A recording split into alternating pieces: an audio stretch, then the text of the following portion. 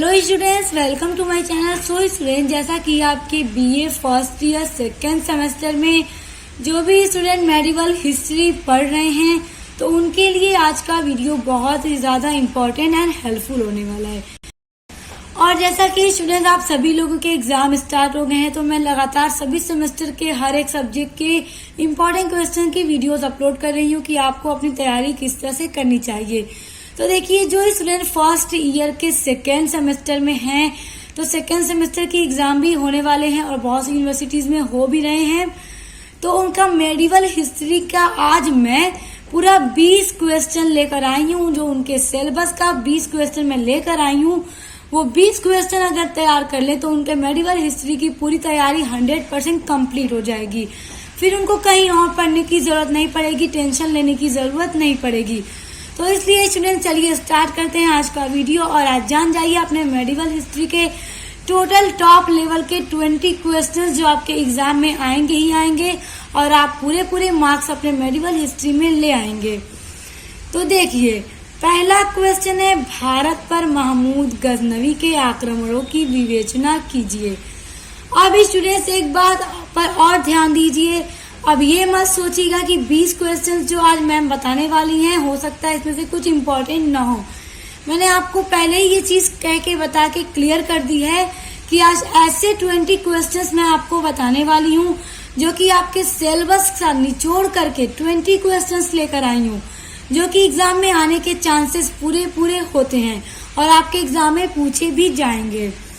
तो चलिए देखिए, हर एक क्वेश्चन इम्पोर्टेंट है, बार बार आपको बताने नहीं जाऊंगी कि आपका ये क्वेश्चन इम्पोर्टेंट है। मैं पहले बता देती हूँ, 20 प्रश्न बताऊंगी और 20 ही उतने ज्यादा इम्पोर्टेंट हैं। तो महमूद गजनवी के जो आक्रमण हैं भारत पर रहे हैं उनके बारे में आपको पूरा एक्सप्लेन करके पूछ सकता है। उसके बाद देखिए, दूसरा है, पानीपत के प्रथम युद्ध के कारणों को स्पष्ट कीजिए। अब देखिए, पानीपत का जो प्रथम युद्ध हुआ था उसके क्या कारण थे उनको स्पष्ट करना है और जितने भी क्वेश्चन बताऊंगी इनके थ्रू आपकी सेक्शन ए, बी एंड सी तीनों की तैयारी हो जाएगी।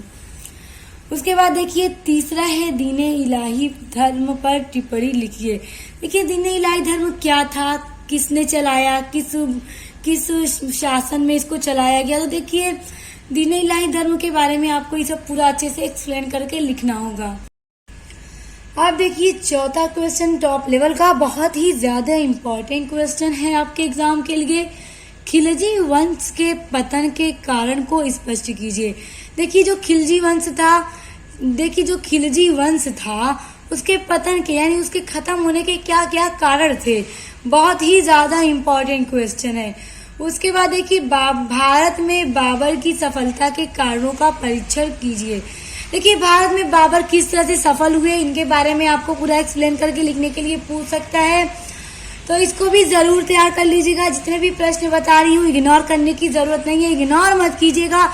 अगर आपने किसी भी 1-2 क्वेश्चन को इग्नोर किया, स्किप किया तो आप एग्जाम में अपने बहुत इंपॉर्टेंट क्वेश्चन को मिस कर सकते हैं।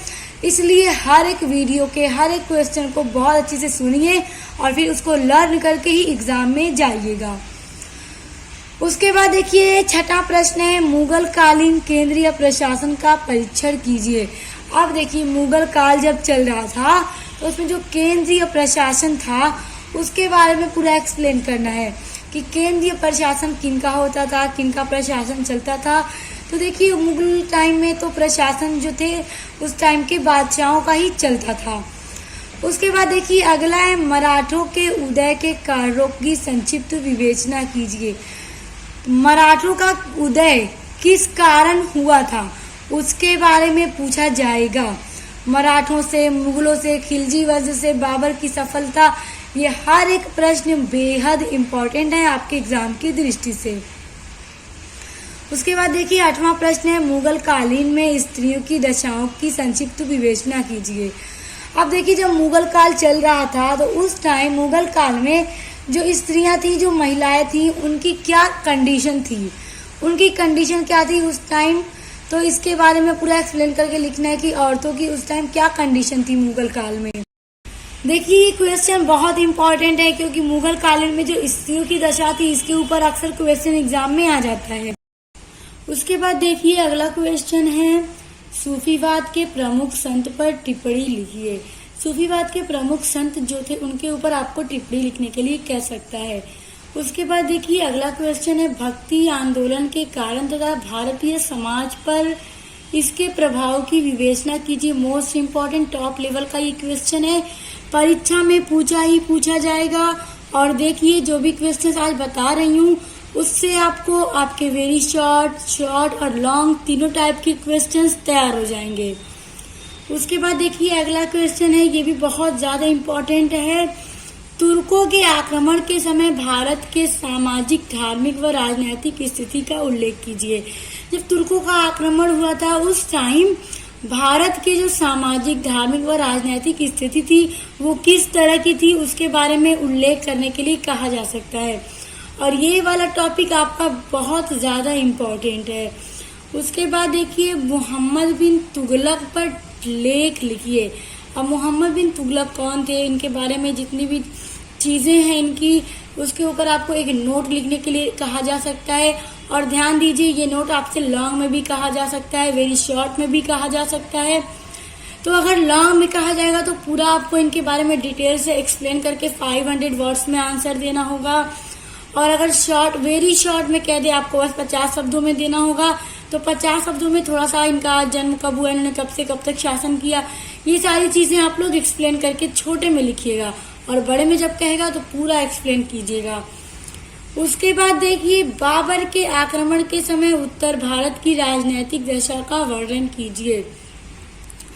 बाबर ने जब आक्रमण किया उस टाइम उत्तर भारत की जो राजनीतिक दशा थी वो कैसी थी उसका वर्णन करने के लिए कहा जाएगा। बहुत इम्पोर्टेंट क्वेश्चन है ये आपका। सभी जो प्रश्न बता रही हूँ किसी को भी इग्नोर करने की, स्किप करने की कोशिश मत कीजिएगा, वरना आप कोई ना कोई अपने एग्जाम के लिए बहुत इम्पोर्टेंट क्वेश्चन मिस कर देंगे। आप देखिए अगला है, शाहजहां के पुत्रों में उत्तराधिकारी के लिए हुए युद्धों के कारणों एवं घटनाओं का वर्णन कीजिए। शाहजहां के पुत्रों में उत्तराधिकार के लिए हुए जो युद्ध थे उनके कारण एवं घटना का वर्णन कीजिए। मोस्ट इम्पोर्टेंट टॉप लेवल का क्वेश्चन है, परीक्षा में आना ही आना है। अब देखिए 15वां क्वेश्चन है, मुगल साम्राज्य के पतन के लिए औरंगजेब कहाँ तक उत्तरदायी है। उसके बाद देखिए अगला है, अलाउद्दीन खिलजी की दक्षिण नीति की विवेचना कीजिए। सभी प्रश्न जो बता रही हूँ हर एक प्रश्न इम्पोर्टेंट है।